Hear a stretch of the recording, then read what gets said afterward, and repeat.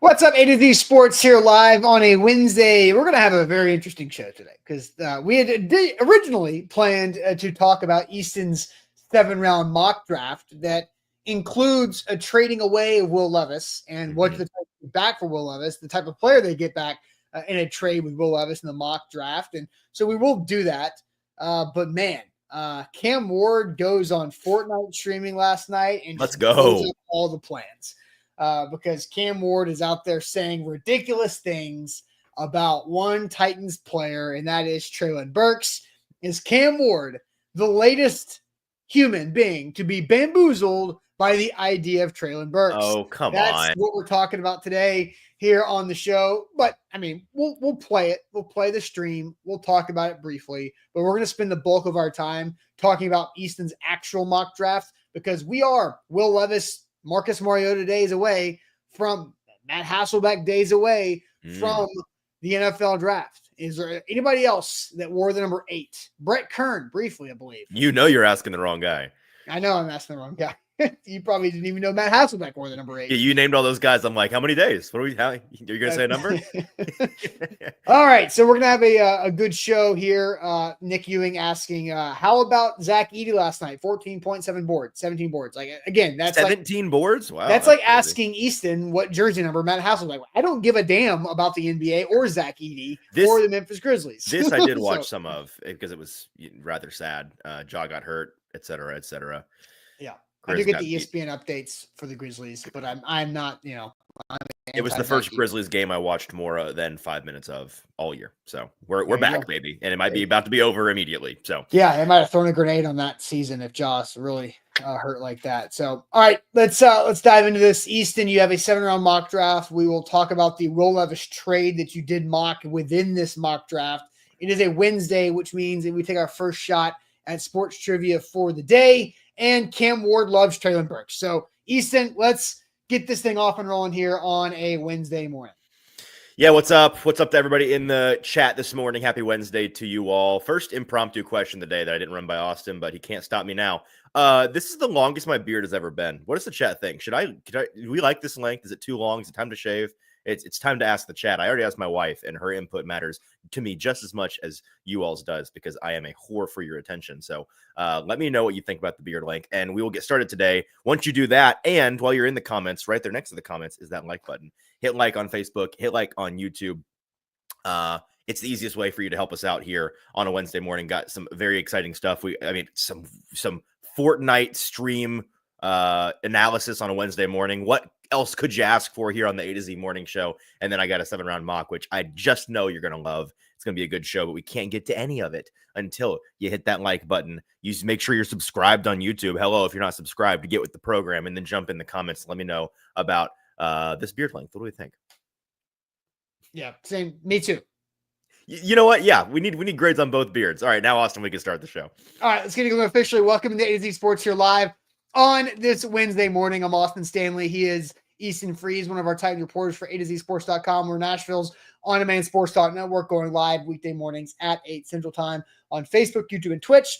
Links to the show segment by segment on our Twitter X timeline. Hit us up on Instagram, TikTok, Threads for more Titans content. Leave us that 5-star Google review, please, for A to Z Sports. It goes a long way for the company as a whole. Gotta thank our sponsors. They make it happen for us, and they help out all of you. Wilson County Hyundai, make them a part of your new car buying process. See them in Lebanon or online, wilsoncountyhyundai.com. The Bone and Joint Institute, boneandjointtn.org, the region's destination for comprehensive orthopedic and sports medicine care. And Bart Durham Injury Law is where you should go. A crash can change your life forever, but help is just a click away at bartdurham.com. So we will not waste any time reacting to the comments. You can take your own information, Easton, on whether you should trim or shave your beard. This is the only comment that matters. Leave the beards. We got a double thumbs up for the beards this morning for both you and I. Yeah, mine's just out of necessity. Is that a baby beard?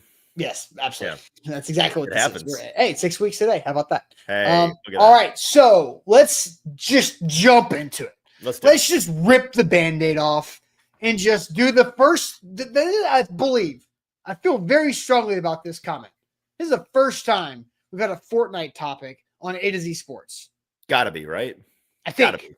I think. I'm not entirely sure, but it does feel like that's the case. Cam Ward was live streaming on Fortnite last night. What could go wrong, especially when he's answering live chat comments? And who are your top 4 wide receivers in the NFL? Okay, so y'all already said Ridley, I Jamar, think Justin, Chase and Jamar is like the length, like the top and then for three. my So we get last after one, that, Treylon Burks. And that ain't capping either. I'm dead ass serious. All right. And that ain't capping either. He's serious about that. So, Easton, Burks 4. for the older demographic in the audience, explain capping. He is not lying. This is not a fib he is telling. He is not pandering. He says he lists his top 4 receivers. He already said Calvin Ridley. Then he just goes with the 2 actual right answers in Jamar Chase and Justin Jefferson, and then throws in there Treylon Burks. And that's how you know he's being serious, is that it'd be pandering to go Ridley Burks and then the 2 right answers. But he's like, well, let's not get crazy. Burks is good, but he's 4. He's 4. It's great. It's a great bit. And I love that he's doing it on Fortnite. If you missed the stream last night, you can go check it out nowhere because he deleted it right after he did the stream. But there are plenty of clips online. It's already all out there. What you need to know, the highlights are available. I think the account, the Mettenberger, was the one all over that I saw last night. And he's got a whole thread of, there's more good stuff. He's talking about running backs and his top coaches in the league. I don't know. Do we have clips for those, or should we? I did not pull, but I do know that Tony Pollard and Tajay Spears are a top. Why was it number 4? They were the top 4. Like, he was doing top 4 rankings, which I nobody think the does. guy that was with him was asking for top 4s. I don't know why. I mean, it's unique. And why do top 5s if you just can do a top 4? I guess so. But yeah, his 4 were Derrick Henry, Alvin Kamara, which is kind of out of left field, and then Spears and Pollard, which checks out. And then his top 5 coaches. This was the best. He did top 5 coaches, right? Yeah, he did top 5 coaches. But I think out of necessity, this was my favorite bit, is that he just did them in the draft order of anybody that could even theoretically draft him. So he's like, let's see, Brian Callahan, Kevin Stefanski, Brian Dable, Pete Carroll, and Terry Glenn. Did you do Terry Glenn, or did you do he did Kellen Moore? Kellen Moore is like, oh, okay, so just the order of the guys that could theoretically take you in the draft. It's a good bit. I like that. Oh, it is. So is it a bit? Yes, this is a full. So Cam Ward is in on the bit. So, all right, I think, and you and I, before we went live, talked a little bit about Fortnite. I have never played Fortnite. I don't plan to ever play Fortnite. I think it looks stupid. I think whenever we're watching with some guy with 999 on the back of his shirt, walking around with like the Grim Reaper axe and just slashing things, and just it looks dumb. It looks stupid. It looks like a waste of time. No, I've never played it, and I think it's played it a lot. It makes me feel like my beard should be a lot different color, knowing that I'm watching a potential for the future, 8 days away from now, the first overall draft pick is playing this dumb looking game, streaming in front of a bunch of people, and is upcoming multimillionaire. Yeah, like, this is it's so stupid to me. Welcome to the future, baby. Welcome to the future. There's so much other better things to do with your time, and I'm not saying that you can't play video games, but I just think it's just a weird. I can't. What would you rather? I cannot be doing it at 9 p.m. on a Tuesday night? What and I'm not saying don't get me wrong. I am not like go study tape guy. Like, you should be get in the film room, get in the weight room. I am not that at all. I think I've been I just don't understand Fortnite in these type of video games. I just don't get it. I don't get it. Listen, Cam's the ultimate competitor, and Fortnite is one of the better ways in terms of social gaming to feed that competitive spirit, to scratch that competitive itch. It is a highly competitive game. Are you serious? Yes. Oh yeah. It's a PvP game. It's it's a battle royale, so it's 100 players go in. I mean, in the standard game mode, you go in with 100 different players, and everybody fights to the death until one person remains, and you have to be the 1 out of 100 who wins, or else you're a loser. Like it's there's no participation trophies in Fortnite, baby. You got to get in there and you got to compete. Look, and I do get this. I do understand from Sean. Fortnite's a great way to connect with friends and family that are far away to meet up. I get that. That checks out. I understand the social aspect of it. I just don't get it. And I get that, Corey says the stream was popping last night. I'm sure it was, especially when he's just dropping top 4 lists and they're just all pandering to Titans. And so, all right. So like asking if it was build, it was a builds game mode, and he hit a clip with a sniper that he asked to pull, and that's on Twitter as well if you'd like to see. He had one clip during one of the games. So he had one what? Don't worry about it. Okay. So is Cam Ward the latest to fall in love with Treylon Burks in the offseason? Because there's been a lot of people that have been getting paychecks by the Titans that have done this, and not many of them are still around. Yeah. No, he's not. No.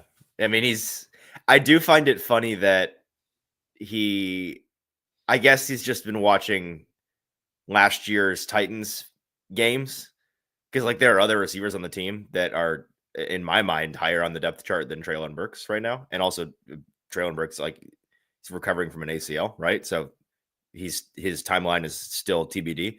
But he's just naming the guys that he knows are on the team, and he probably watched early games last year, and he saw that Treylon Burks 4th down conversion. He's like, that's my guy. And he's not dumb. He knows what the difference is between those players.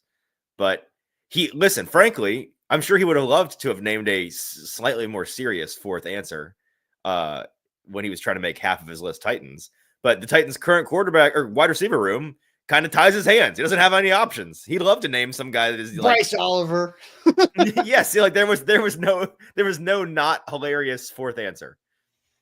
But this is not real. Come on. No, I know. But the good thing in this is I am reminded that it is nearly impossible for there to be Treylon Burks training camp hype this year. It's impossible for there not to be? Is that what you said?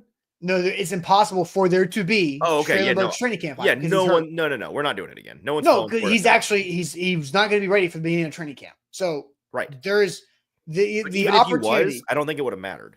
I know, but like there is actually, like, you can eliminate any potential of like getting a little bit teased back in again on Treylon Burks because he's not going to be ready for training camp. Now, Allen brings up that AJ Brown's a dog, but he ain't Calvin Ridley. What does that mean?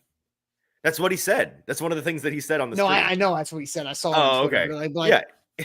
Just trolling people. Yeah, no, it's a good bit. I mean, he's saying Ridley's his boy. So, if this was Will Levis, this would be a red flag. That's great. It would you mean what we know about him currently? No. You mean rookie year, like pre-draft? Yes. Oh, that's crazy, dude. Why? Because of all the bits that he did in college, the eating the banana peel, the mayonnaise in the coffee, the everything. Exactly. You already knew he was a bit guy. I know, but you don't. But like if this was Will Levis, it would be a red flag. But it's not, because it's Cam Ward and he's a more serious quarterback prospect. So if Will Levis was jokingly hyping up his teammates, it's a red flag to you? I think that's crazy. If Will Levis was out there on Fortnite streaming, and yes, I do think the attention grabbing aspect of it would make it a red flag on Will Levis. I do. Man, the double standards in this country, unbelievable. That's what the public would be doing.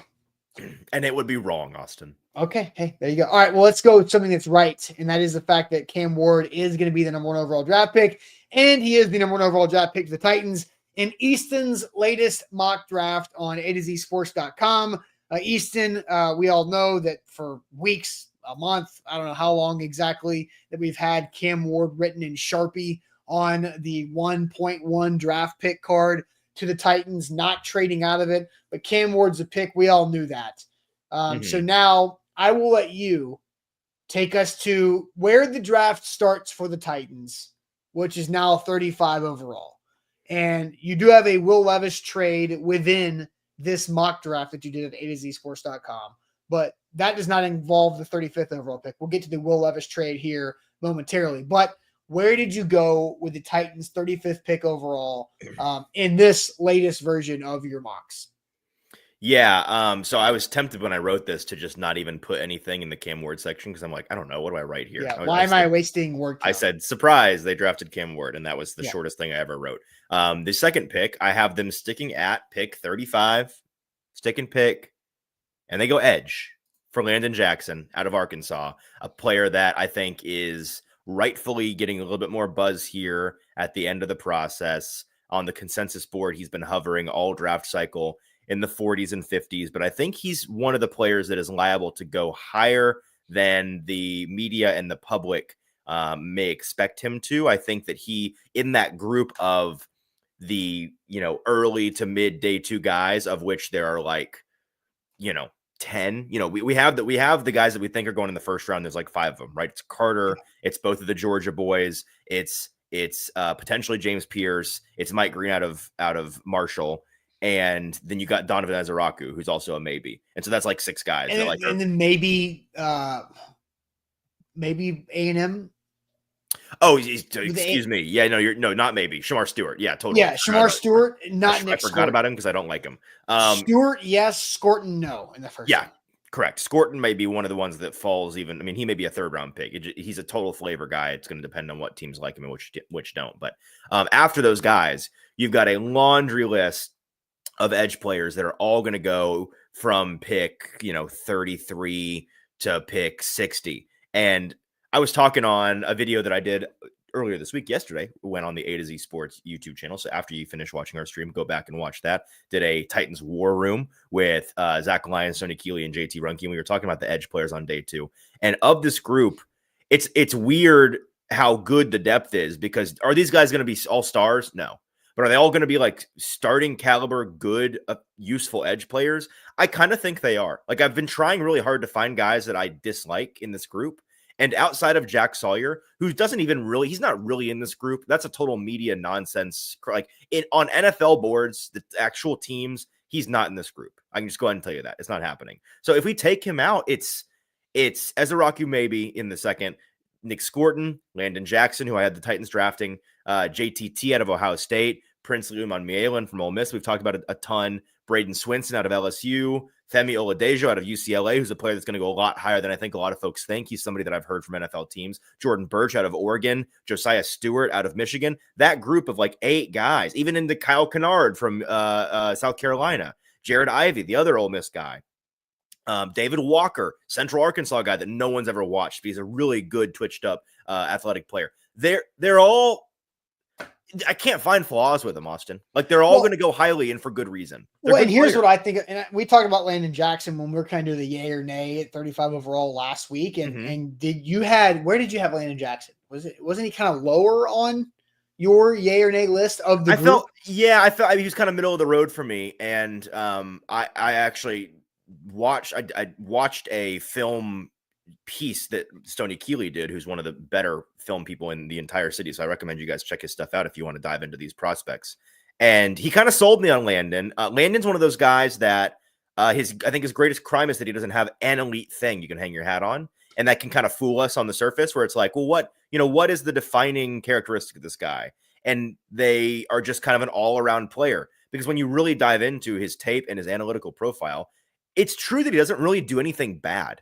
And he has the athletic traits you're looking for in a guy that's a fringe first rounder. He has the production you're looking for in a guy that's a fringe first rounder. Apparently off the field, he's a total Boy Scout, and teams and players love him. So he's got a really good story off the field of how he got to this point. Yes. Here's what I think about Landon Jackson, and just what I think about the Titans overall draft. I said this on that yay or nay show that you and I did. I guess that was last week. Time makes no sense anymore. But high floor player. Landon Jackson is a high floor player. I don't know how high his ceiling is compared to others. Maybe not as high, because you're right. He doesn't have that like elite type thing. Like Harold Landry had his elite fastball, and it was the speed rush off the edge with the bend. And when that left, wasn't any good. Yes. It's like when Derrick Rose can't get to the rim, what is Derrick Rose? Nothing. Right. And so you gotta have ability to pivot, to be good, to be well-rounded. And I think Landon Jackson is a high floor player, and I am good with the Titans drafting a high floor player at 35 overall. Now, I want to get to this before we get to some of our other comments, because you do have a Will Levis trade in this mock draft coming up here in a few minutes. But Jared asked, are you still doing this if some of the top receivers are on the board? And Corey says wide receiver or die in the second round. Okay. So I guess. How do you feel about it, Corey? Let me really know how you feel. Yeah. I mean, I think wide receiver, I'm not saying wide receiver or die. I'm not going wide receiver or bust. I'm not doing that thing. Ideally, I think a wide receiver is the pick at 35, but I'm not going to go ridiculously overdraft a receiver to an extent where a Landon Jackson might be a better fit at 35 overall. That's the tough thing without having a third round pick. Now, will the Titans have one here? Maybe. But Jared says, are you still doing this to some of the top receivers on the board? So if you could, Easton, tell us the more likely receivers that could be on the board that you would take above Landon Jackson. Yeah. At 35. And just to be clear, you know, my mock for the Titans was not purely a what I would do. Like it was a blend of personal preference and some predictive mocking, right? Trying to make it as realistic as possible. Yeah. And you know, I've kind of talked about this in writing and on Twitter and on the show the past couple of days. I think that we Sam and I did a whole segment on it yesterday about how historically you give a mouse a cookie, or in this case, a first overall quarterback, and watch how quickly they convince themselves they've just gotta have that receiver in round 2. It's something that has happened for 5 straight years almost. The Jaguars were the exception, and they gave a record-setting, market-resetting contract to Christian Kirk instead. They made him the highest-paid wide receiver in the league, so that counts in my eyes. I don't think the Titans are necessarily going to do that, but I understand why. After drafting a quarterback, it's drafting a receiver? Yeah, last 5 years, everyone besides the Jaguars have done it. Well, but you know who the Jags did, though? What? They went ETN. Yeah. In the Trevor one, yeah, Yeah, they did. They had 2 first-round picks either way. Yeah. So totally. they went a pass. He's a pass catcher, so True. So you can change that. They the last 5 quarterbacks that have gone number 1 have had a weapon right after that. Well, and again, they just paid Christian Kirk all the money. Yeah, but then they went and got his college team. No, I know they're honestly they did more than these other teams did in terms of going and convincing themselves they've got to have these guys. So. I understand how we as fans, as media, and historically, even the people making the decisions with the teams convince ourselves that that's the way that it's got to be. And it also makes some sense from a process standpoint. You know, linking the timeline of your quarterback and your, hopefully star receiver makes some sense. Like that's a good thing have them grow up together in the league, right? It doesn't always work out, but when you do get a Joe Burrow, T. Higgins situation, it's great. It works out really, really well, and it helps the team in a tremendous way when you have 2 players that hit at 2 really tremendously surplus value positions. That being said, when I hear whoever asked the question, top receivers, when I hear top receivers at 35, in my head, it's just Emeka Egbuka and Luther Burden. That's who I'm picturing folks are meaning when they say that. Probably. And so, like we've talked about the other guys, and there are a lot of these, not a lot, but there are a handful of these receivers who I personally have made it clear I would not be upset if they took Jalen Noel at 35. I would not be too upset personally if they took Jaden Higgins at 35. Which I believe Mel Kiper and Field Yates did their. Field did Higgins, yep. Yeah, Field had the Titans at 35, did Higgins out of Iowa State yesterday. I would not personally be upset if they took Alec Ayumanor out of Stanford, although I know a reporter hat that's not going to happen, or probably not going to happen. Never say never. I would not be upset if I said it with Sam yesterday. I would at least understand it if they took Kyle Williams there, because newsflash, folks, Kyle Williams is going to be a second rounder. I think. I hope I'm wrong, and in this mock, I have myself being wrong, and I'm leaving the door open for that because I listen. Dane Brugler's 7-round mock came out today where he did the entire draft. And he had Kyle Williams going 73 or something like that. So he's definitely going in the top 75. Like I'll go ahead and rubber stamp that top 75 player. But I think he could go higher than. I think he could go higher than some names like If we look up suddenly, it's like Kyle Williams went ahead of Jack Betch. He went ahead of Ayumanor. He went ahead of one or both of the Iowa State boys. He went ahead of Trey Harris. I'm not going to be shocked by that. I'm not. Yep. Teams love him that much. So to address the two that we're actually talking about, now that we've gotten those out of the way, Egbuka, Burden, my updated stance on this, kind of mixing personal opinion and, again, reporter hat, is that I mean, we've been here the whole time, and Sam and I kind of squashed this. Hopefully, Austin, you agree. Like, Egbuka is just, like, can we be done talking about him at 35? Because it's not happening. It's not happening. He's a top 25 player all day and night, twice on Sunday. What are we talking about? I've kind of been poo-pooing this for weeks now because we talked about it for the first time like 2 weeks ago, and it was pipe dream, right? It's a pipe dream. It's not happening. He's not getting past the Texans at 25. He's probably not getting past. I mean, there's the Chargers, the Packers. There's a bunch of people. He's not happening at 35, but if he's there, the Titans are going to take it.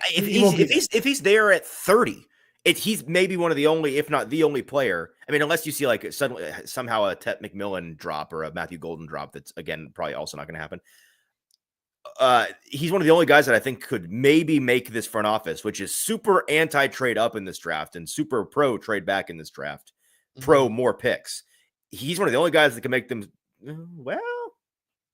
Maybe he's right there. He's coming close, but it's not going to happen. So I'm done talking about him. It's not happening with Burden. I'm of split mind on this because listen, as tumult, some guys, we go into the draft process, Austin, and we hear a lot of tumult in the media about them throughout the process. And then you get to draft night and it's like, oh, he went pick 29. He just went where the talent says he's supposed to go. I guess the teams don't care. And there are some guys where you hear all this tumult, and then it's as bad or worse on draft night. Like, holy cow, how far is this guy going to fall? I always forget his name. Since the Bengals receiver last year, the UCF, not UCF, Bama, Jermaine Burton. Yeah. He was an example of that, right? He fell even further than we were like, holy, is anyone going to draft him? Is he undraftable? And with Burden, it's not that, okay? I'm not going to say it's insane and he's going to drop into the 90s. But I don't know, man. I won't be surprised. Let me put it this way. I will not be surprised at all, and kind of am maybe sort of expecting it to be the case that Burden is available at 35, and then he is available at 36. Okay, there you go. Real quick, super chat to finish up on the Landon Jackson. We'll move on to our Will Levis trade. Ross says Landon Jackson has all the athleticism and talent. All he needs is to find the dog in him. I think if there's one thing that Landon Jackson's like elite at, it is the dog aspect. I don't know what Ross has been watching. Maybe he means he needs to find some play strength, which is not a unfair criticism. Maybe he could be he's got the frame to be a stronger player than he shows on tape. But in terms of dog, DAWG, I'm gonna have to disagree on him not having that. I think he's got it. I think that's kind of like why he's a higher floor player. It's because you trust him to actually do everything he possibly freaking can to succeed. Okay. You traded away Will Levis. Yep. On day 2 of the NFL draft. Yes. What you did here. That surprised me. On Friday. So we will talk about Easton's latest Will Levis draft trade. But real quick, let me tell you guys about our friends at the Bone and Joint Institute, boneandjointtn.org, the region's destination for comprehensive orthopedic and sports medicine care. If you have an injury in life, which happens just like in football, you have to have the team you can rely on and fall back on to help get you off of the sidelines and back into the game of life. And the Bone and Joint Institute has been able to do that for Middle Tennesseans and also in Williamson County, more specifically, for the last several years, and continuing to invest back into the community to make their service better for us and for you. I've used the Bone and Joint Institute. You know, people call me an old man because of my Fortnite takes. Old man going to get hurt soon. I'm guessing that's bound to happen. So I've had a couple injuries the last few years, and I've gone to the Bone and Joint Institute each time to make sure I take care of that injury the right way and don't let that thing linger and make it even worse as old man continues to get older. But check them out online in Franklin on the intersection of Highway 96 and I-65. Online, book an appointment, boneandjointtn.org. There's so much more to say, but first, make sure you have liked the show. Make sure that you are leaving a 5-star Google review for us. Those are the easiest ways this morning that you can help out the show, and they are free to do. They just take a couple of clicks, a couple of swipes of the mouse. So 5-star Google review, search on Google A to Z Sports, find that business entity, hit that 5th star on the right, and we appreciate that very much. All right, so you traded away Will Levis on day 2 of the NFL draft. Yes. Explain yourself of how you came to think the Titans can get a 3rd-round pick for trading away Will Levis, because that's what you did. Now, go through your trade, go through your thought process, because I do not expect a day 2 trade for Will Levis. I expect it to be more like a day 3 trade for Will Levis, trading away Will Levis. But explain yourself. Yeah, so the timing is the question, right? We've kind of established that on the show that we all expect him to be traded at some point. And so when's that going to be? It's going to be right before the season in August, over the summer during camp. Maybe it's around as soon as they have Cam Ward in the building, and sometime between now and the May practices, they ship him off. I'm not going to rule out any timeline. Like I don't think he's for sure getting traded on draft night, but I think it's a real possibility, maybe 50-50. Now, are you saying draft night or draft weekend? Draft week. Okay. Yeah, okay. I think it's a 50-50 shot he gets traded before or after the draft has commenced. Let's put it that way. Okay. And I also personally think that's what I would be doing. I think they would be wise to try to move him before or on the draft nights. Agree. And we've hashed all that out, right?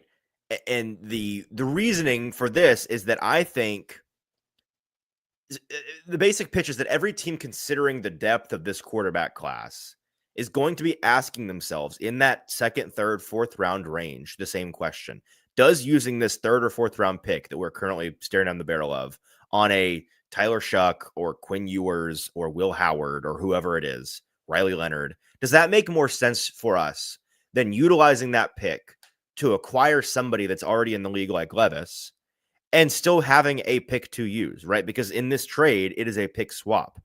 If you just use the pick on the player, you no longer have a pick to use on another player. With a pick swap, you are just downgrading the pick, getting the quarterback or a quarterback, and still getting to pick a player in the draft, right? So it's actually, it is better for you. It's costing you less to get a quarterback by doing this. And I don't think it's a stretch at all to think that teams could lean towards Levis over some of these rookie options just because of the in my opinion, weakness of this group.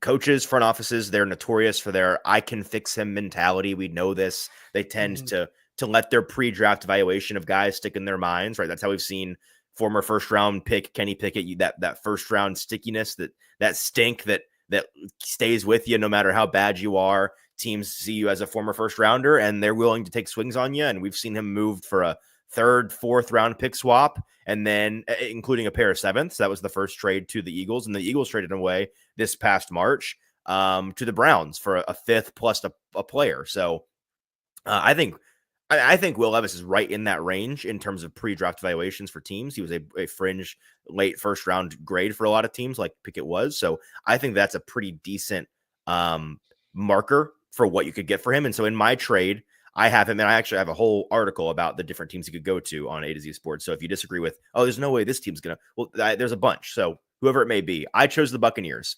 I think that they make a lot of sense on paper. They have Baker Mayfield, who is on a not super long-term contract right now. And he's good. He's very effective for them and they like him, but I'm not sure is he proving to be their guy for the next 5, 6, 7 years? I don't know about that quite yet. Right. How long is that timeline for them with him, and how much do they want to pay him? And then behind him, they have a bunch of nothing that they're paying nothing, right? It's Kyle Trask and somebody else who I've forgotten, somebody forgettable. So in this trade, the Buccaneers and Titans swap a 5th and a 3rd. The Buccaneers get the Titans 141st overall pick and Will Levis, and the Titans get 84th overall, a late 3rd round pick, which when you do the trade charts, you do the math on that for the value of Levis in that trade, it comes out to roughly a late 5th, early 6th round pick valuation on Levis, which I think is very sober, very fair. So it's kind of like trading 2 5ths for a 3rd. That's one way to look at it. Yes. Okay. So Will Levis and the Titans, a Titans 5th round pick, because they have 2 5th rounds. They have 2 4ths, 5ths, and 6ths. Yep. Yes. So Will Levis, the Titans' fifth, for a third round pick. Late third. Yep. 84. And in that late third round pick, you chose somebody that you probably don't expect to be there, but you slotted Kyle Williams, wide receiver from Wazoo, former Cam Ward teammate, who is I think he's a wide receiver prospect that I would be so down to have land in Nashville, however it happens. So I think this, before we get into the Kyle Williams side of this thing, let's go ahead and ask the question to everybody here. How realistic is this specific Titans Will Levis draft trade scenario on a scale of 1 through 10, where the Titans trade Levis away and a 5th round pick to get a late 3rd rounder? So it's basically Levis and a 5th for a 3rd. How realistic on a 1 through 10 scale is this Will Levis trade scenario? The way you explained it, you made me raise my number slightly. Okay. But I will let you go to the chat to see what everybody's saying. So how realistic is this specific Will Levis trade scenario on draft day? Will Levis and a 5th for a 3rd round pick, which you are kind of saying Will Levis is worth in this move.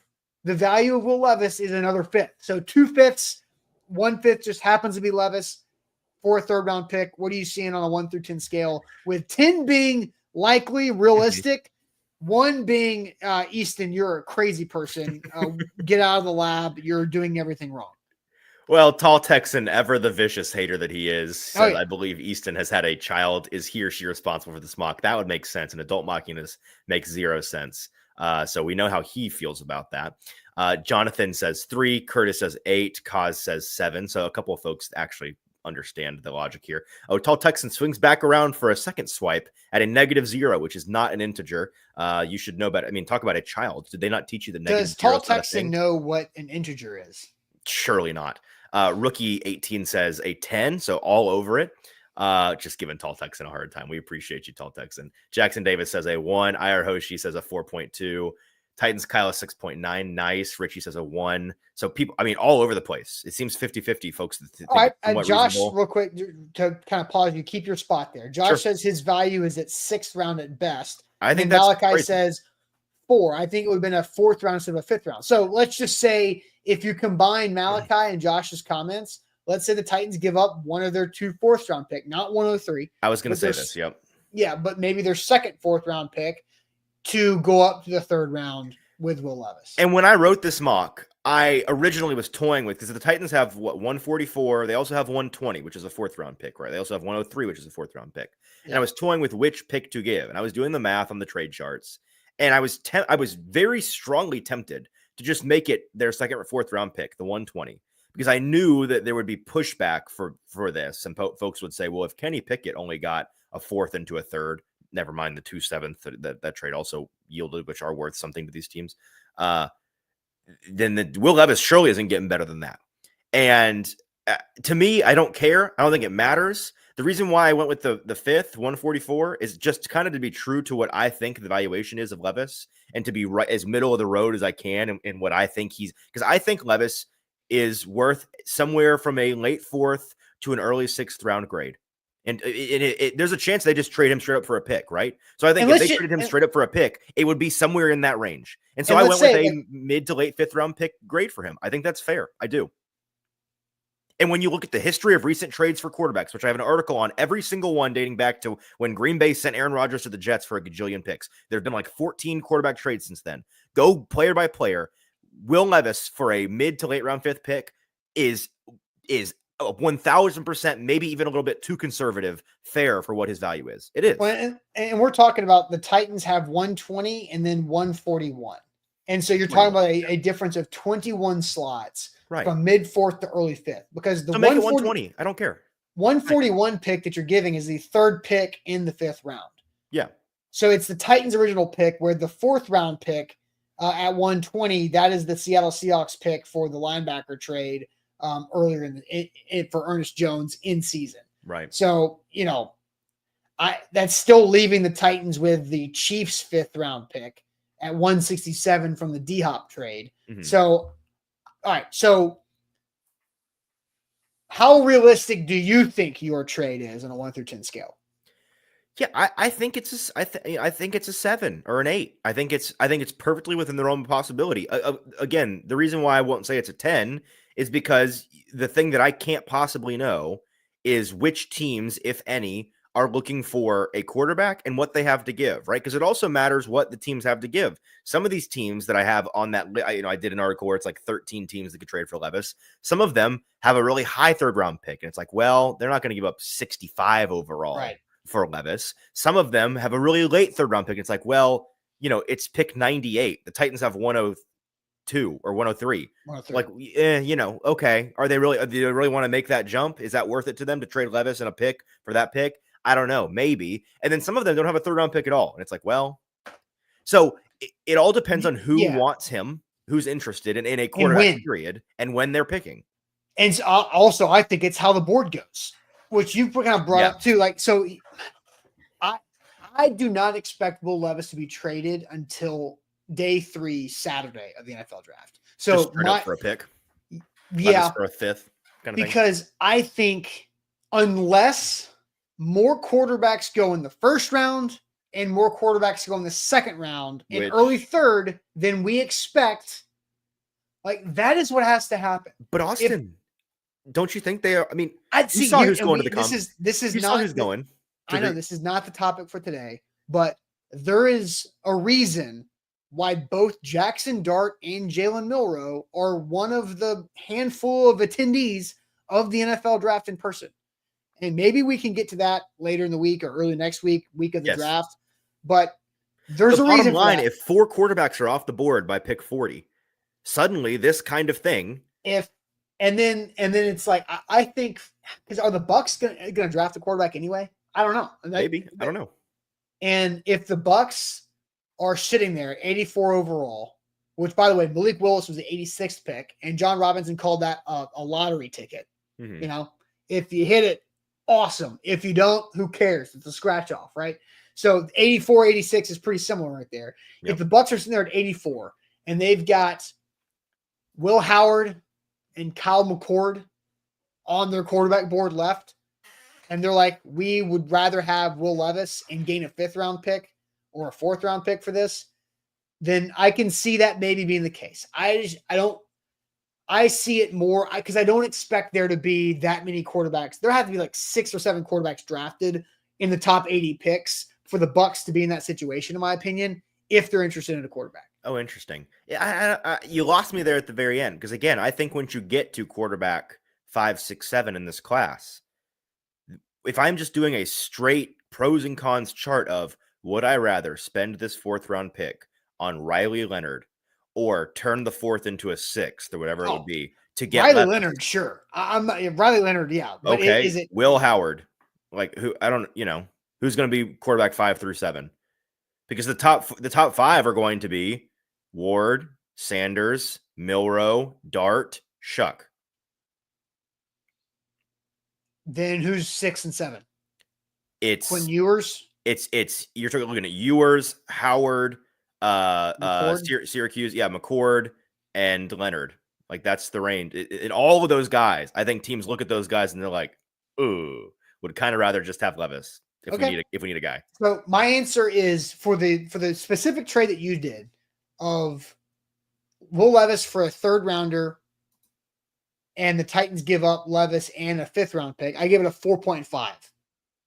Okay, realistic rate out of 10. If you make that 5th rounder the 120 pick, mm-hmm. a little richer for the team gaining Levis, then I put it over the 5 fence to a 6.5. Should have done out of 10 for realistic. That's fine. You like it? That's fine. I'll leave the Levis part of this at this point. I really hope something happens on draft weekend with him because not that I'm like dying to like get him out of here. Like no. That's me. I'm actually doing that. Okay, that's fine. In my wanting him to move on, I'm actually kind of just wanting I want to see him go somewhere that he has a path to succeed. Like I'm wanting this for his own good. I'm kind of rooting for him in this way. Because if he stays here even through the summer, like it's just you're wasting time and energy. It's not doing anybody any good for you to be here. It's not doing him any good for him to be here. I think. So not to tell him what's best for him, but I kind of think what's best for him is to go somewhere where he has a better opportunity to learn with the new, maybe just change of scenery, change of approach, whatever it may be. You've been working with Jordan Palmer, whatever. But I hope that it happens because it could shape the Titans draft. It could be the story of the Titans draft, what they get for him or how they move him. Or I mean, I'm excited. If the Titans trade away Will Levis and a day 3 pick and land Kyle Williams in the 3rd round, steal the draft. And so you're telling me if the Titans move off of Levis and they get Cam Ward, Landon Jackson, and Kyle Williams, you're thrilled. A lot of people would be fine if Kyle Williams was the 35th pick and Landon Jackson was the 84th pick. Yes. Like that's kind of they could blow off day 3 if this is how it started. Because I'd just be so happy. Okay, I don't even care what you do the rest of the draft. Right, absolutely. So if Kyle Williams is on this roster, then I think the Titans did a good job with their draft. Agreed. What's the likeliness of that? I don't know. But we'll figure that out. All right. So Easton, you've got one less pick on day 3 because you traded away to the Bucks. So you're going to go through your day 3 selection. Somebody in the chat said, hey, there's somebody that's a sleeper, and you have that sleeper on day 3. But first, tell everybody about our friends at Bart Durham Injury Law. Yeah, our friends at Bart Durham Injury Law, we love them because they believe that you deserve to be paid, and they want to help you do that. BartDurham.com is where they can be reached to answer all of your questions. It's not just legal questions on there that you may have. They got a lot of blogs. They got a lot of informational stuff on there that can help you out. So check them out at BartDurham.com. Their team of attorneys can be reached 24/7, which is all of the hours in the day. So anytime at 615-242-9000, they can not just meet with you whenever, but also wherever is most convenient, including just virtually over the phone. Head to the website to live chat or to check out those blogs, the current news. They've been in business since 1975. They got 50 years of experience dealing with all kinds of automobile wrecks, located in Capitol View, Nashville, here locally, but they can help anybody that has been in an automobile accident in Kentucky or in Tennessee. Blair Durham is the guy leading the charge over there. Great Tennessean, great Marine veteran, doing things right at Bart Durham Injury Law. Also, hey, you should also check them out and follow them on Instagram because they're going to be doing a lot of fun things. I know Blair is going to be doing a lot of social media content that should be very entertaining, is what they have planned to do. Some man on the street with the main man, Blair Durham. Is that right? Yes. And Blair's got a good personality. He is a sports guy. He would if Blair could be the 3rd screen on our stream right now, he would just have a ball. And he would be good. I know he's a sports guy because he can talk ball. He'll pop in the 104.5 YouTube chat once in a while. And it's like, Blair, that's right. Guy knows ball. He does, and he loves talking. By the way, King VC says, lock in and like the show. Do that for us, please. If you haven't shared the show yet, that would be great. You can retweet us on Twitter. We tweet out segment by segment. Also share us on Facebook. Text the YouTube chat to link to a friend. That goes a long way for us, so appreciate you guys on that one. All right, Easton, I will let you take us through. We've gone through, I guess I'll update the top, right? Cam Ward, number 1. We know that. Landon Jackson, 35 overall. The trade with Will Levis going to Tampa. And a 5th-round pick going to Tampa. The Titans get Kyle Williams, Wazoo wide out from there at 84. Where do the Titans go with the 103rd pick in the NFL draft, a top day 3 of the draft in the 4th round? Yeah, we're going right back to the wide receiver well. I think it's more likely than not that the Titans try to come out of this draft with at least 2 pass catchers, 2 receivers. And I think that a back-to-back selection in the middle rounds is strongly on the board. I know that they're going to be considering those middle round guys. And so Torrey Horton, receiver out of Colorado State, is who I have them taking at 103. Another one of those kind of forgotten players in this draft, somebody that was a really highly considered recruit coming out, really highly considered prospect, even just a year ago. And it's not like he had a bad year at Colorado State. It's just kind of just a forgotten year, I'd say. He's somebody that may not even make it into the day 3 pool, because I wouldn't be surprised if a team kind of identified him as a steal late round 3. But if he's there, I think the Titans run him up. There's some physical limitations, and that's what I always like on these mocks. Something that annoys me when people do mock drafts is they'll kind of give you their blurb on a guy in the 5th round, and it's like, well, he sounds like the next coming of Walter Payton.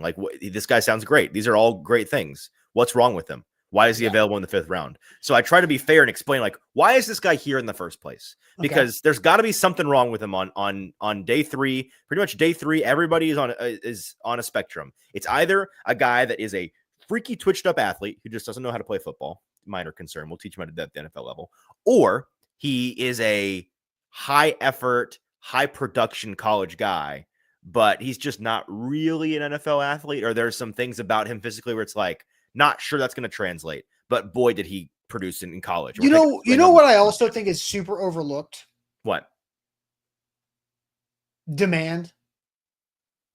Okay. Like, why is like if you're ranking, if you have 10 things and you're ranking them 1 through 10, somebody's going to be at 10. Something's going to be at 10. Something's going to be at 9. Why? Right. Because that's what you're asked to do. Doesn't mean it's bad. But like, if you're drafting players and you have 32 individual organizations that are drafting these players, and by the way, there are 22 different people that have starting roles, and maybe even more with the different sub packages and specialty things and why the NFL is going, the demand is all over the place. It's like somebody's going to fall because a group of teams don't have that need or don't have the demand for that style of player or have a different philosophy on that position and have somebody there and don't have that contractual need, don't have that roster gap they have to fill. So good football players fall to the day 3 all the damn time because somebody has to. Yeah. That, you know what? That's fair. Somebody has to. And so in this case, I have Torrey. There's only 32 first round picks. Right. I was talking with Sam about that yesterday on the show. It's like, I saw Daniel Jeremiah tweeted out. He's like, I just got off the phone with a bunch of agents, and guys, great news. There are 64 first round picks this year. Can you believe it? No, but there's only 32. Right. Somebody has to not be one. It's a numbers game. And Horton, he, to me, there's physical limitations. And also another reason he's kind of forgotten is, I probably should mention this at the top, had an injury in 2024 this past year that limited his final season. But he has the ability to, I think, be a coach's favorite player type at the next level. He's got a lanky 6'2" frame. He's an explosive athlete. He can stretch the field. He's got positive ball tracking and body control. He's got good hands. He does all the little things well that translate to the pros. His route running, the sure-handedness, attention to details. All of that shows on tape. I think he has that NFL length. He's a little bit stiff, and he lacks the bulk maybe that you're looking for, and that's why he's going to be available there. But he wins consistently against defenders at the college level. And so I think that combination of Williams and Horton in this mock draft that is a massive shot in the arm for the Titans wide receiver room. All right, so 2 wide receivers, Kyle Williams and Torrey Horton. You've got 4 picks left because you trade away 1. Let's go rapid fire with player, quick blurb, and then we'll keep on rolling through it so we can get an overview of this class as a whole. So you got 4 picks left. Easton, I'll let you kind of rapid fire walk through them. All right, help me with graphics here. Round 4, pick 120, going Quincy Riley, cornerback out of Louisville, one of the guys they have had on a 30. I think just yesterday had him in on a 30 visit. Always a good idea to add another cornerback, and the Titans are going to get their guy in Quincy Riley, pairing him back with Jarvis Brownlee Jr. Those guys played together at Louisville in 2023, reunited on the Tennessee backfield. If you like the way that Brownlee plays, that you talk about DAWG dog, you're just getting another one, a slightly smaller version of Brownlee in Quincy Riley. Former track star, really impressive twitch, impressive ball skill on tapes. Lacks a little bit in the frame department, but he's got the play strength to make up for it. And he's just got that junkyard dog mentality like Brownlee. So he's a great fit for Darren Wilson's defense. Round 5, pick 167, going Cameron Jackson, defensive lineman out of Florida, a guy that they have also had in on a 30 visit. The quick aside on him, Dane Brugler, 7th-round mock today. Dane's very high on Cameron Jackson, has him going to the Titans in his 7th-round mock at 103, which is kind of rich for my blood. But they've been sniffing around a new defensive tackle prospect in this draft process, as we've detailed here on the show the past couple of days. Cameron 6'6", 339, got that NFL frame that you need to be an immediate gap plugger at the next level, was impressive at the Senior Bowl. The defensive line is a hockey rotation style position group. And so even though you've got starters in Jeffrey Simmons and T'Vondre Sweat, they're leading the way. But having a guy like Jackson to come in and rotate, that's a high floor to turn a strength position into a super strength position. And that would be something that would be beneficial for the Titans to build around on defense. At round 6, pick 178, taking Jackson Hawes at a tight end because folks were bringing back the lost art of the Y tight end. The Georgia Tech prospect does not offer a ton as a receiver. Just doesn't, which Okay, fine. But he is one of the best blockers in the entire draft class. And the Titans need somebody to fill that traditional wide tight end role going forward. I think he's a great complementary guy that could round out the room behind or beside Chig and Josh. 6'5", 260. He's got good burst and above average technical prowess on the line, which is something that most tight ends have to learn as a rookie and as a sophomore in those seasons in the NFL. I think he'll be of immediate use to both Bill and Brian Callahan on the offensive side of the ball. And then finally, round 6, pick 188, Taj Brooks, running back out of Texas Tech. One of these guys, you want to talk about supply and demand, Austin, this running back class is going to push some really good running backs down the board just because somebody has to be running back 16 and 17, right? And in this case, it's Taj Brooks. He does not offer long speed. He's not going to be a field stretcher. He's not going to be somebody that gets the edge. But the Titans aren't looking for that guy, right? He is somebody that has the physical frame and the vision to run between the tackles at a really effective rate. 5'9", 214. One of the, truly some of the best field vision of any running back in this class. He's got agility in the short area, even though he's not got the long speed. He's got a little bit of wiggle to him. He can get a little bit of burst through traffic, what you need to get those dirty work downs, the dirty work yards that you need. Third down upside, because he's one of the few guys in the one of the only flaws of this running back class, which you've heard so many great things about, is that there's not many good pass protectors. Like they just, for some reason, these guys can lay the hit stick on guys, but they can't take it for some reason. Taj is somebody that I think can block and can be a third down guy for you. And I think talk about rounding out a room with the tight ends. We round out the room with Hawes. The running back room, we round out the room, Pollard, Spears, and now Taj Brooks. And that's the Titans draft. All right. So 8 picks, Cam Ward, you've got 2 receivers, a tight end, an edge rusher, a D lineman, and a running back. So real quickly, what's missing from this is there's something the Titans didn't do in your mock that they have been doing a lot at a high rate, which is drafting offensive linemen. Yeah. No offensive lineman in this class. That's interesting. And Kenneth brings up no inside linebacker or safety, which is also interesting. And Daniel brings up the no safety thing. So I think the no O lineman one is probably okay because you've invested a lot up to this point and in free agency. So I think you're okay, because I don't know where a guy is going to really make the team for an offensive lineman on a day. You have other needs, right? You got other roster spots you have to fill. So I think for me, the biggest missing spot here is the safety position. That's fair. But that's fair. Easton, if there was one, if you had a 9th pick, what position would it be? Probably safety, and little sneak peek for our audience members who are still here. A couple more top 30 visits that I will report later on today. Both linemen that the Titans have met with. So I would not rule out that the Titans do go offensive line, not early, but on day 3, maybe a 3rd round pick if they got a late 3rd somehow in a trade. But they're going to continue to burn insurance in the trenches on both sides of the ball. And we have heard them say, this new regime say ad nauseum, this is a multi-year thing. We want to start year 1 by really focusing on the trenches. And they've done so in free agency. I think that they'll probably do so a little bit more than we feel like, maybe a little bit more than we like in the draft. So I don't think that's crazy at all. But if for me, in terms of team building, I think safety's definitely, listen, at linebacker, guys, it is what it is at this point. They're not, maybe there's a guy that just the value of the position, they suddenly decide, oh, this guy's just too good a value to pass up here in the 4th round or whatever. But they're not really planning on taking an inside linebacker in this class. That's not my understanding of it, at least. They've got 3 guys on the roster, a couple of year 2 guys, and Otis Reese, who of those 3, Reese and Gray and Williams, they are planning on and really putting the expectations on these guys to say, hey, somebody step up. Somebody claim the mantle here and make it work. Because we need one of you guys. They invested real draft capital into those 2 guys, those 2 rookies last year. They need to turn into players. And so they're expecting that to happen. At safety, it is tough. And there are some good day 3 safeties in this class. And I wouldn't be surprised at all if you decided you wanted to swap out my tight end pick or my running back pick or my defensive lineman pick with a safety. If you're looking at Jonas Sanker out of Virginia, who's going to be in that range. Malachi Moore out of Alabama. Alabama safeties just in general tend to be really good. Billy Bowman out of Oklahoma. Who are some other guys? Caleb Ransaw out of Tulane is somebody. Maxon Hook out of Toledo is an underrated name. Hunter Waller out of Wisconsin is a guy that people think pretty highly of. And then the last one I'll say is RJ Mickens out of Clemson is a name I've heard quite a bit. Those are all guys that they could do there, and I think that would make a lot of sense.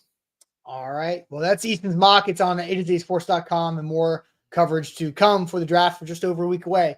All right, Easton, time to move to sports trivia, a little rapid fire trivia on this Wednesday to wrap up the show.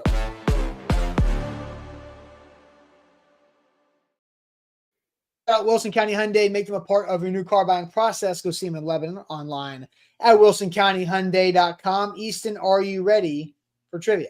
Hit it. Let's go. All right, rapid fire trivia. We do this twice a week these days. Start with the NFL in the top left, go counterclockwise around and finish celebrity mashup. Let's do it. All right, here we go. NFL. This tight end totaled over 6,000 receiving yards while playing for the Patriots, Browns, Saints, and Ravens from 04 to 19. Browns, Saints, and Ravens. I feel like this is going to – I'm going to feel dumb when I hear this, I feel like. Chat, who is this? Who is this? Who we got here? Browns, Saints, Ravens. We don't a long career. Why? This is going to be so obvious when we hear it. I'm going to feel so dumb. Anybody? Chat? Ben Watson. No. Is it Ben Watson? No, Ben Watson played for more teams than that. Well, a lot of people think Ben Watson. What? I mean, Ben Watson also played for. Oh wait, Patriots. Okay, yeah, that is Benjamin. I just was looking at Brown, Saints, and Ravens. He's not even an option. Benjamin. I tried Benjamin. How is Benjamin Watson's? How is Benjamin spelled? I don't know. Somebody Google Benjamin Watson. It is not off to a good start. Matt, no, we are reading all the chats. Okay, let me Google Benjamin Watson. Not that I'm going to confirm it, but I'm just trying to get the name. And it's spelled normally. Yeah, so it's not him, clearly, because he's not even an option. So who else could it be? What? Ozzie Newsome? No.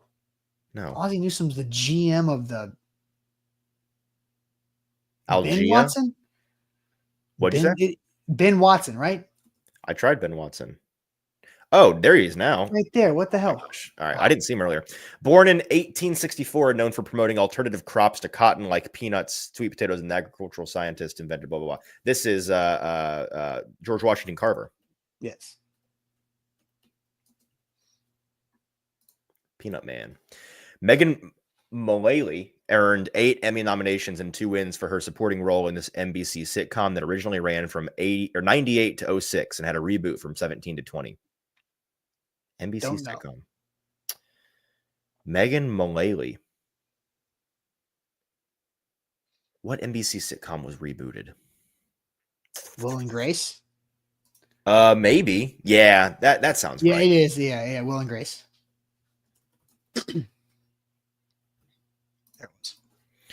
More than a decade before The Walking Dead, Norman Reedus played one half of the McManus twins from this cult favorite 99 vigilante action thriller. Dang, I love Norman Reedus and I love The Walking Dead, but I don't know what this is. I don't know. 99 vigilante action thriller. Chat? No clue. It's this tough. Is so Tough far pick. not my my slate. Yeah. Boondock Saints? Okay. Oh, I love that movie. I just really bad at actors. Boondock Saints is great. I'll have to watch it. Collaborating with Major Lazer, Lil Jon, Justin Bieber, and Cardi B, this DJ has multiple major hits, including Lean On, Turn Down for What, Let Me Love You, and Talkie Talkie. Oh, I know it. Oh, I know it. I know all these songs. Diplo, yeah. Wait, are you sure it's Diplo? No, it's DJ Snake. DJ Snake. It's not Diplo. chain restaurants at one point with over 200 locations, but now down to around 79. This Northeastern pizza chain specializes in thin crust pizza and calls itself the official pizza of New England. Oh, Apparently things aren't going great for this establishment. I don't know. Do you know, Austin? I think I can see the logo. This is a tough slate here. This is really bad. The official pizza of New England. Totino's? Sparrows? No. Grottos. Is it Grottos?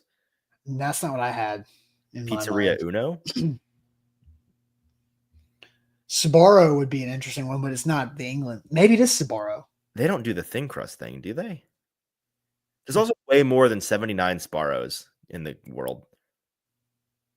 I don't know. This is Nobody is in lockstep in the chat. There has to be somebody from the Northeast who knows the official. I feel like Sbarro is not a bad idea, but in England, it's in every mall in America. But I feel like Sbarro is very Italian. Yeah, there's Elios? no way there's only 79 Sparrows, and it's also thick Elos? crust. Elios, is that even a thing? Let's see. ELIO. Not a thing. What? Wow. The hell? Should we just quit? No, power through no matter what. But we don't know. Like Little Caesars, Sal's. the pizza of England. I didn't know England has. Oh, New England. New England. Damn it! Why am I missing very important words like Patriots and New? I didn't think of England. New England. Ah.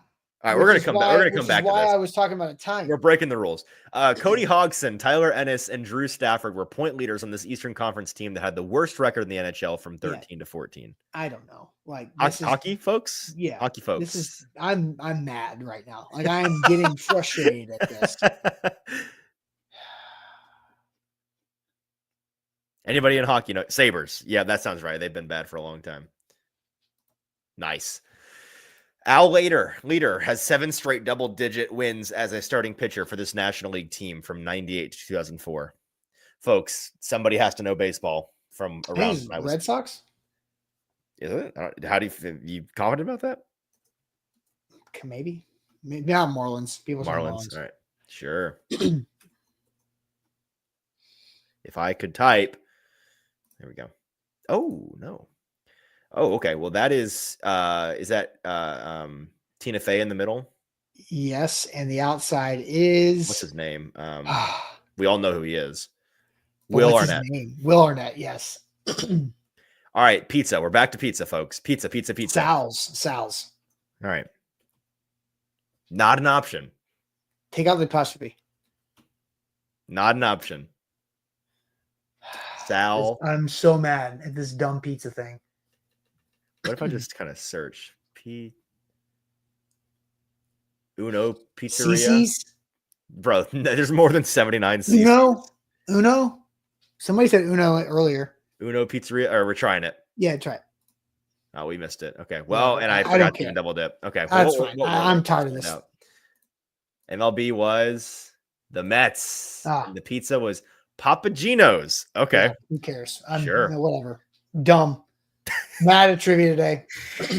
Oof. That's it. Anything on a bad note. Hey, trivia tomorrow will be better. That was rough. That was brutal.